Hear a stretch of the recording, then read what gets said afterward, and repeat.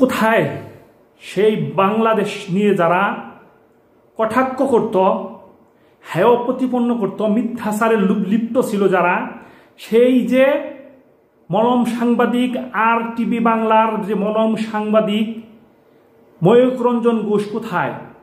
কোথায় সেই শুভেন্দু বাবু যারা আমরা বাংলাদেশে কখনোই সংখ্যালঘুদের উপর মুসলমানদের নির্যাতন নিপীড়নের কোনো রিপোর্ট তারা প্রকাশ করতে পারেনি, শুধু শুধু মিথ্যাচার করে বাংলাদেশকে হেয় প্রতিপন্ন করছে, তারা কোথায় আজকে? আজকে কোথায় তারা সেই দুজন আকাটা? কি তোমরা দুজন এখন কি করো সোনার চান্দুরা? তোমরা দুজন এখন কি গোমূত্র খায়ে মাতাল হয়ে পড়ে আছো, নাকি তোমাদের ওই আকাঠা যন্ত্রগুলো মুখের ভিতরে দিয়ে আরামসে বসে আছো? এখন মুখ দিয়ে কথা বাইরে না তোমাদের শুভেন্দু বাবু ময়ূক রঞ্জন ঘোষ সাংবাদিকের নামের 2 নম্বর সাংবাদিক।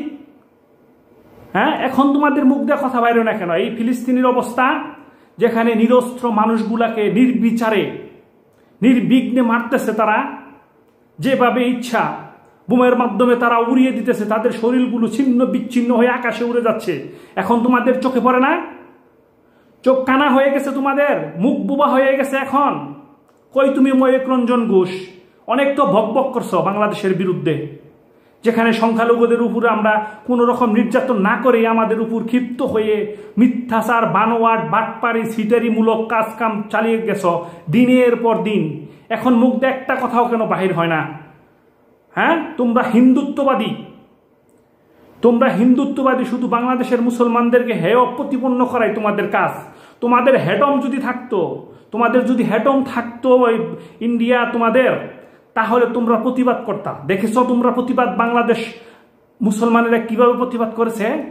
তোমরা এই সাম্প্রদায়িক দাঙ্গা লাগিয়ে দিতে চাও, এটা তোমাদের অভ্যাস। তোমরা মির্জাফরের রক্ত তোমাদের সাথে মিশে গেছে। যদি তাই না হতো, দেখছো যখন আমরা মার্চ টু গাজা করেছি, সেখানে দেখছ কিভাবে হিন্দুরা আমাদের সাথে সংযুক্ত হয়ে গেছে।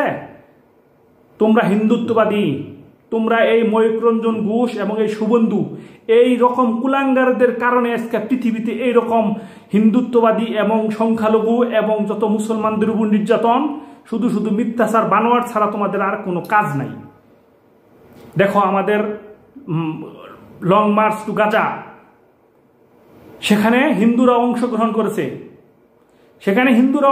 করেছে, আমাদের বাংলাদেশের হিন্দুরা, কারণ তারা জানে মুসলমানদের সাথে তারা কিভাবে ভ্রাতৃত্ব বজায় রেখে চলে, তাদের ভিতরে কালচারটা প্রবেশ করেছে, তারা বুঝতে পারছে। আর তোমাদের দেশের তোমরা যারা হিন্দু আছো, তারা শুধু আমাদেরকে হেয় প্রতিপন্ন করা ছাড়া কিচ্ছু জানো না। তোমরা শুধু গৌমাতার গৌমূত্র খাইয়ে তোমাদের মাথা গেছে বিগড়িয়ে, নষ্ট হয়ে গেছে। তোমাদের মাথায় কিচ্ছু নাই, মলম বিক্রি করা ছাড়া তুমি আর কিচ্ছু বোঝো না। আরেক শুভেন্দু আছে,